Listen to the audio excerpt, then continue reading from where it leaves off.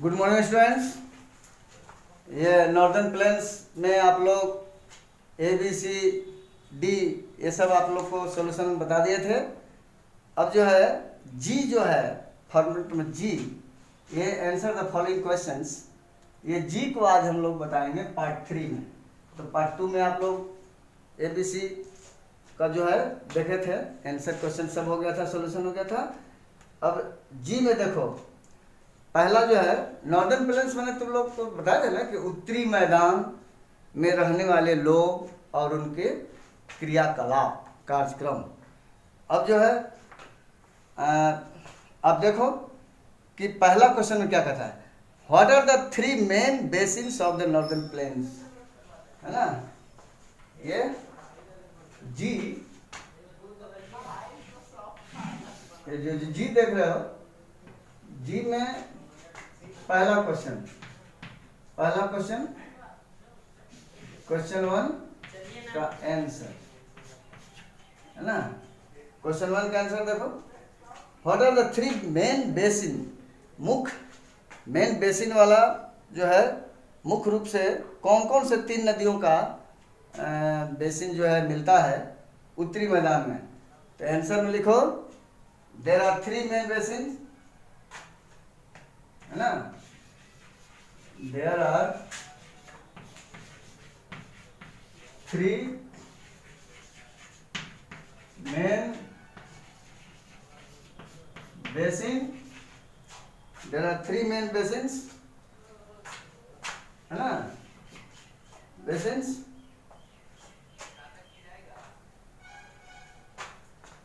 of the northern plain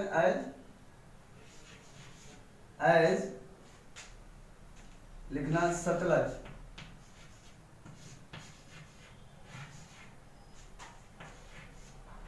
Sutlej, है ना। जे करो,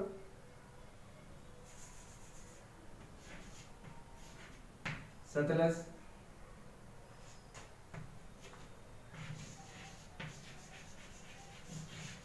Ganga, Ganga basin and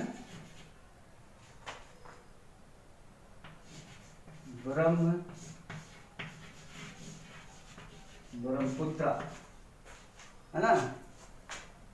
Sutlej basin, Ganga basin और ब्रह्मपुत्र बेसिन। पहला का आंसर आपको खत्म हो गया। अब दूसरा में देखो, why are the northern plains called the football of India, है ना। ये क्वेश्चन नंबर 2 का है, क्वेश्चन नंबर 2 का है। तो क्यों उत्तरी मैदान को भोजन का कटोरा, उत्तरी मैदान को भोजन का कटोरा यानी अनाज का कटोरा क्यों कहा जाता है ना। तो इसका आंसर लिखना है due to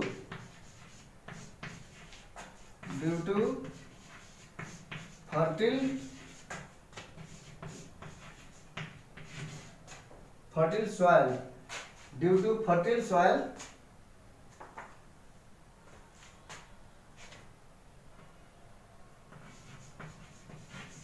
and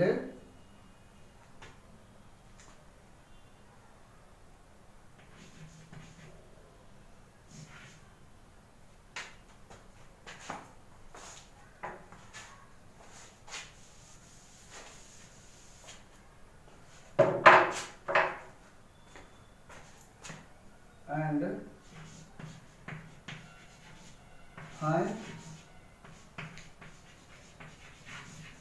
climatic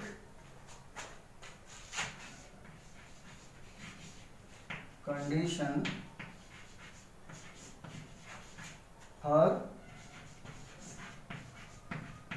agriculture, high climatic condition for agriculture यानी खेती बाड़ी के लायक अनुकूल जलवायु। जैसे चावल है तो चावल के लिए जो अनुकूल फैक्टर होना चाहिए, हैं, भारी वर्षा होना चाहिए, उपजाऊ मिट्टी होना चाहिए, गर्मी भी होना चाहिए, तो तीनों फैसिलिटी उपलब्ध है। तो चावल हमारे यहाँ खूब होता है। गेहूं के लिए, अब पंजाब हरियाणा साइड में देखो, गेहूं के लिए जो है आपको समशीतोष्ण जलवायु चाहिए, यानी ना ज़्यादा ठंडा ना ज़्यादा गर्म। तो ये स्थिति वहाँ है। पंजाब हरियाणा में बहुत सारा गेहूं की खेती के लिए जाना जाता है। तो फुटबॉल ऑफ नॉर्थ ये फुटबॉल के रूप में ये पहचाना जाता है कि बॉल है फुटबॉल, फुटबॉल नहीं फूड, FOOD फूड बॉल कटोरा को कहते हैं। तो अनाज का कटोरा भारत का इसीलिए बोला गया है नॉर्दर्न प्लेन्स को। तीसरा क्वेश्चन देखो, तीसरा क्वेश्चन में है कि which state lies in the northern planes, कौन से स्टेट जो हैं आपको मिलते हैं। तुम किस स्टेट में रहते हो, बिहार में हो, बिहार तो नॉर्दर्न प्लेन का ही हिस्सा है। तो अपना मन से जो जानकारी में है तुम्हारा अगल बगल स्टेट, जैसे बिहार के पश्चिम में क्या है, उत्तर प्रदेश है ना, ये पूरब में क्या है, पश्चिम बंगाल है, असम भी है तो पूर्वीय हिस्सा में है। तो वही चीज लिखना है क्वेश्चन 3 का आंसर, है ना। Which state lies in the northern planes, तो क्वेश्चन 3 का ये 2 का आंसर था। अब क्वेश्चन 3 का आंसर देखो, है ना, ये 2 का आंसर था, ये आंसर है। अच्छा क्वेश्चन 3 में देखिए कौन कौन सा स्टेट है जो नॉर्दर्न प्लेन में है। तो यहाँ आंसर लिख दो, ऊपर से ही या सतलज बेसिन से ही, तो ऊपर से आओगे तो पंजाब,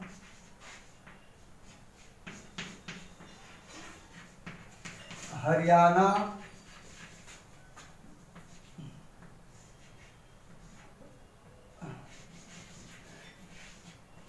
उत्तर प्रदेश,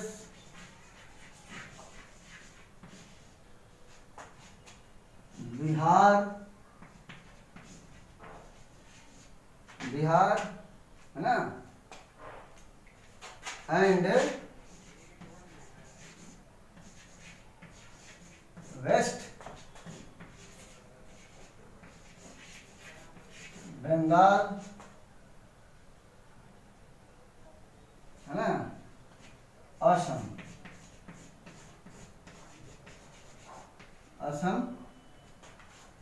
ETC, इतना स्टेट जो है उत्तरी मैदान में है। अब देखो चौथा में व्हाई आर नालंदा एंड बोध गया फेमस, है ना। तो अब इसको ऊपर हम मिटा रहे हैं, नालंदा और बोध गया क्यों फेमस है, उसको तुम लोग अपना मन से सोचो। बोध गया में क्या है, भगवान बुद्ध, गौतम बुद्ध से जुड़ी हुई चीजें हैं, मंदिर है, पूजा वहाँ भगवान बुद्ध, 12 कंट्री के लोग जो है वहाँ आते हैं। और ये इंटरनेशनल प्लेस हो गया है due to Buddhist religion, due to Buddhist religion, माने बौद्ध धर्म के चलते बोध गया का, है ना। नालंदा का तो लिखो व्हाई आर नालंदा एंड बोध गया फेमस, तो आंसर लिखो चौथा का, चौथा का आंसर, है ना, लिखना है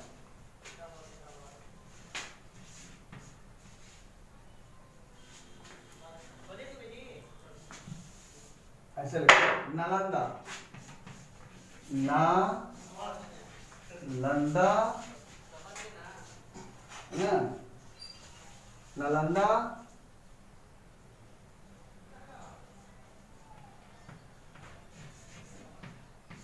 is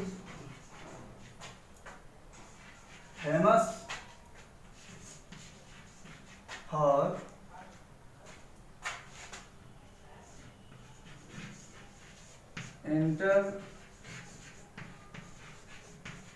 international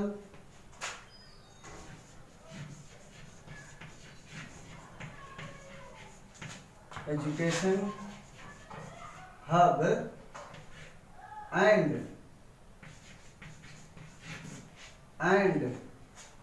हब माने केंद्र, ये अंतरराष्ट्रीय शिक्षा केंद्र के रूप में नालंदा था, है ना। और नालंदा इसीलिए मशहूर है ना। अब जो है बोध गया किस लिए मशहूर है, तो बोध गया and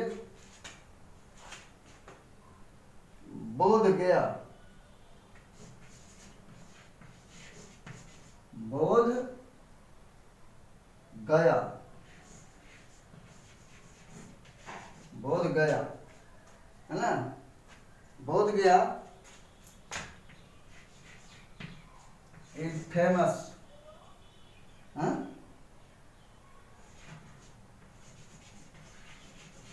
famous for Buddhist, Buddhist ना, बुद्धिस्ट रिलीजन, रिलीजन मैंने समझ रहा, धर्म, बुद्धिस्ट रिलीजन है। अच्छा, तो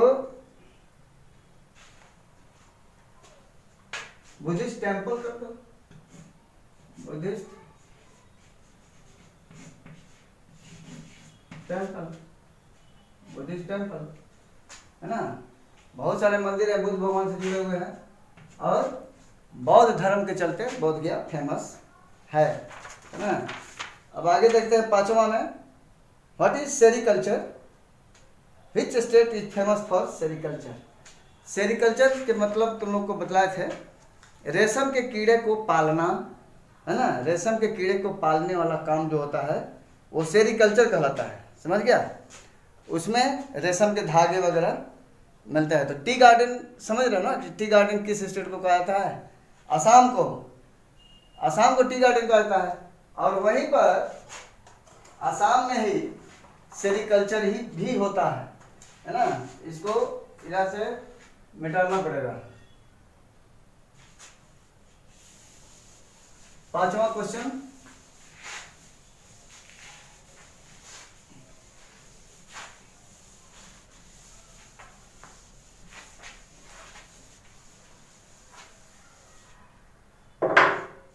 पांचवा क्वेश्चन में है कि व्हाट इज सेरिकल्चर, तो आंसर लिखना, पांचवा का आंसर, ये क्वेश्चन है उसका आंसर देखो, the rearing of silk worm, the rearing of silk worm, है ना, rearing of silk worm, WRM, worm माने कीड़ा होता है, तो सिल्क का कीड़ा यानी रेशम के कीटाणु, तो rearing of silk worm is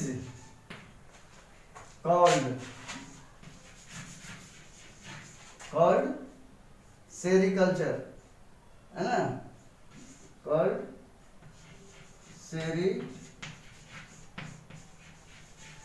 sericulture, है ना,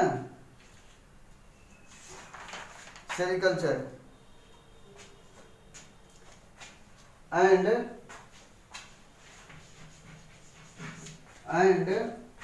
असम कहाँ है, तो असम स्टेट में है, Assam, Assam is famous,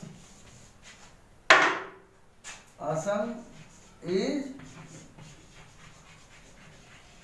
famous for it, है ना, Assam is famous for it, ये असम इसके लिए प्रसिद्ध है, वहाँ रेशम के कीड़े पाले जाते हैं और तब फिर रेशम के धागों से उनका वस्त्र बनता है, साड़ी हो गया, धोती कुर्ता, साड़ी मुख्य रूप से बहुत प्रसिद्ध है ऑल इंडिया में, वो सेरिकल्चर के थ्रू जो बनता है रेशम के, शर्ट भी बनता है, कुर्ता, ये बहुत हल्का होता है और काफ़ी हाई डिमांड है, थोड़ा महंगा भी होता है। तो कहने का मतलब कि ये असम जो है इसके लिए फेमस है, किसके लिए, तो सेरिकल्चर के लिए। सेरिकल्चर है का, तो the rearing of silk worm, silk worm के पालना पोषना को सेरिकल्चर कहते हैं। जैसे एग्रीकल्चर है तुम्हारा, है ना, खेती बाड़ी जो होता है वो एग्रीकल्चर है। एक हार्टिकल्चर होता है जो बागवानी वाला काम, फूल पत्ती फल फूल के जो विशेष रूप से खेती करते हैं, तो वो बागानी काम को हार्टिकल्चर कहते हैं। और यहाँ है सेरीकल्चर।